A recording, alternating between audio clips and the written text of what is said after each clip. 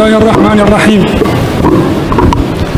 الحمد لله والصلاة والسلام على رسول الله سيدي ومولاي الشيخ الخيري، السادة أبناء الشيخ تجاني، السادة أبناء الشيخ إبراهيم نياس، السادة المقدمون، السادة الحضور، السلام عليكم ورحمة الله تعالى وبركاته.